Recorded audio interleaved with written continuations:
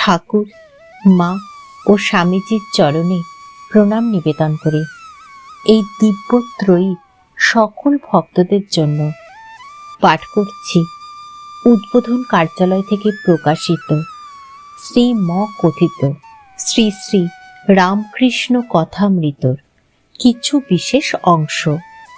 আজ পাঠ করব শ্রী রামকৃষ্ণ ভক্ত সঙ্গে দক্ষিণেশ্বর মন্দিরে ও বলরাম মন্দিরের পর্বের অষ্টম পরিচ্ছেদ। ঠাকুর শ্রী রামকৃষ্ণ নিত্য সিদ্ধ ও কৌমার বৈরাগ্য।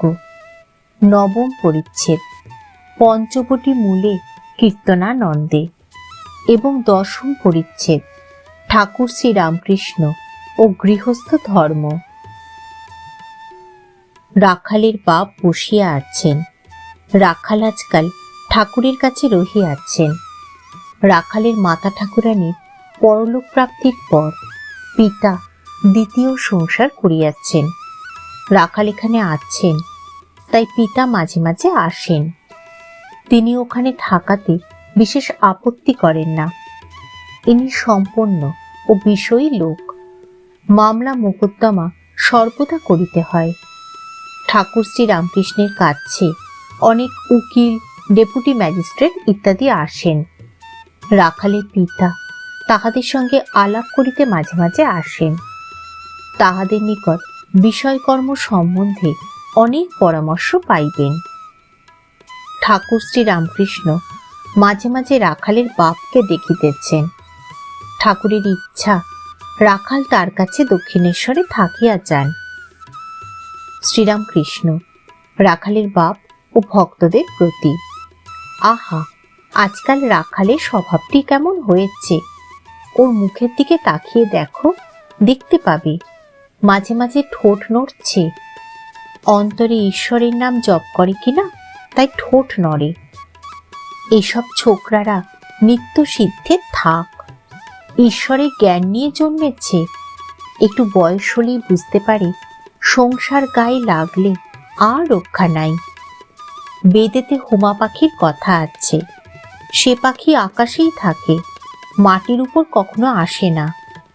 আকাশেই ডিম পাড়ে, ডিম পড়তে থাকে, কিন্তু এত উঁচুতে পাখি থাকে যে পড়তে পড়তে ডিম ফুটে যায়। তখন পাখির ছানা বেরিয়ে পড়ে, সেও পড়তে থাকে। তখনও এত উঁচু যে পড়তে পড়তে ওর পাখা উঠে ও চোখ ফোটে।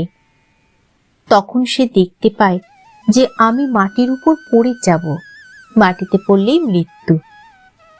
যেই মাটি দেখা অমনি মার দিকে চোচা দৌড়। একেবারে উঠতে আরম্ভ করে দিল, যাতে মার কাছে পৌঁছতে পারে। 1 লক্ষ্য মার কাছে যাওয়া। এসব ছোকরারা ঠিক সেই রকম।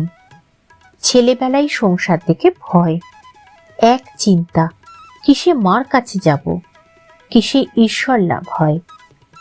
যদি বলো বিষয়ীদের মধ্যে থাকা, বিষয়ীদের ঔরসে জন্ম, তবে এমন ভক্তি, এমন জ্ঞান হয় কেমন করে?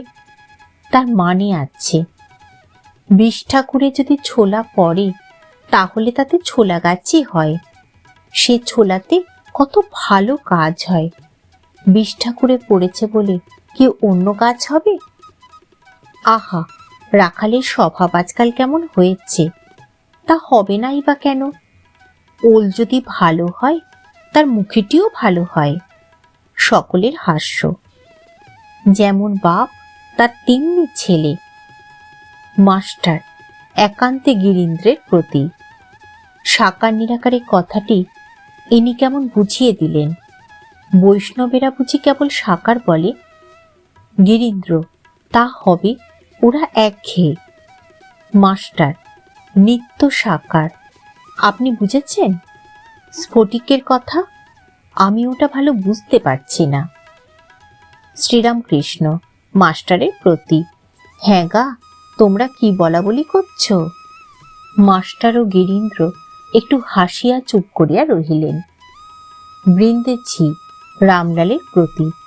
ও রামলাল, এ লোকটিকে এখন খাবার দেও, আমার খাবার তার পরে দিও।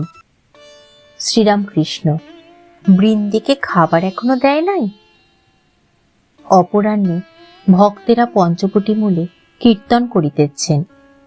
ঠাকুর শ্রীরামকৃষ্ণ তাহাদের সহিত যোগদান করিলেন। আজ ভক্ত সঙ্গে মার নাম কীর্তন করিতে করিতে আনন্দে ভাসিলেন।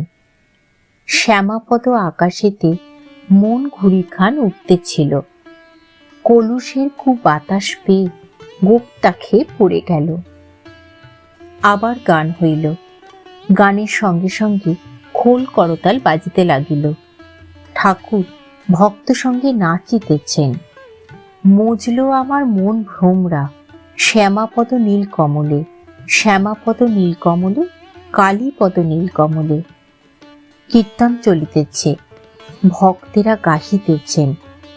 শ্যামা মা কি এক কল করেছে, 14 পোয়া কলের ভিতরে কত রঙ্গ দেখাইতেছে। এবং ভবে আশা খেলতে পাশা, কত আশা করেছিলাম। আশার আশা ভাঙা দশা, প্রথমে পঞ্জুরি পেলাম। ভক্তেরা আনন্দ করিতে লাগিলেন। তাহার একটু থামিলে ঠাকুর গাত্রোত্থান করিলেন। ঘরে ও আশেপাশে এখনো অনেকগুলি ভক্ত আছেন। ঠাকুর শ্রীরামকৃষ্ণ পঞ্চবটী হইতে দক্ষিণাস্য হইয়া নিজের ঘরের দিকে যাইতেছেন, সঙ্গে মাস্টার। বকুলতলায় আসিলে পর শ্রীযুক্ত তৈলক্যের সহিত দেখা হইল। তিনি প্রণাম করিলেন। শ্রীরামকৃষ্ণ তৈলক্যের প্রতি, পঞ্চবটীতে ওরা গান গাচ্ছে, চলো না একবার। তৈলক্য, আমি গিয়ে কি করব?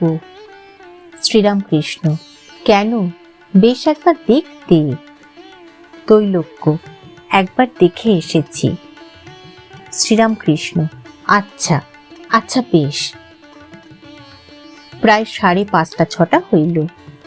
ঠাকুর ভক্ত সঙ্গে নিজের ঘরে দক্ষিণ পূর্ব বারান্দায় বসিয়া আছেন, ভক্তদের দেখিতেছেন।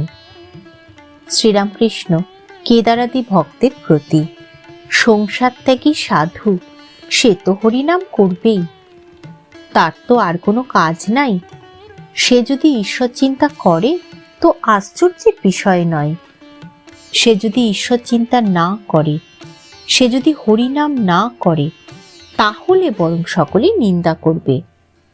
সংসারী লোক যদি হরিনাম করে, তাহলে বাহাদুরি আছে। দেখো, জনক রাজা খুব বাহাদুর। সে দুখানি তরবার ঘুরাতো, একখানা জ্ঞান ও একখানা কর্ম। একদিকে পূর্ণ ব্রহ্ম জ্ঞান, আর একদিকে সংসারে কর্ম করছে। নষ্ট মেয়ে সংসারের সব কাজ খুঁটিয়ে করে, কিন্তু সর্বদাই উপপতিকে চিন্তা করে। সাধু সঙ্গ সর্বদা দরকার। সাধু ঈশ্বরের সঙ্গে আলাপ করে দেন। কেদার, আগে হ্যাঁ, মহাপুরুষ জীবের উদ্ধারের জন্য আসেন। যেমন রেলের ইঞ্জিন, পেছনে কত গাড়ি বাঁধা থাকে, টেনে নিয়ে যায়। অথবা যেমন নদী বা তরাগ, কত জীবের পিপাসা শান্তি করে।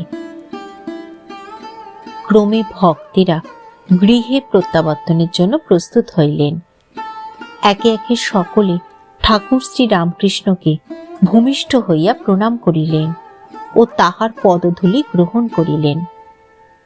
ভবনাথকে দেখিয়া ঠাকুর বলিতেছেন, তুই আজ আর যাস নাই, তোদের দেখেই উদ্দীপন। ভবনাথ এখনো সংসারে প্রবেশ করেন নাই। বয়স 19-20, গৌর বর্ণ, সুন্দর দেহ। ঈশ্বরের নামে তাহার চক্ষে জল আসে। ঠাকুর তাহাকে সাক্ষাৎ নারায়ণ দেখেন। ঠাকুর মা ও স্বামীজির চরণে প্রণাম নিবেদন করে শেষ করছি আজকের পাঠ।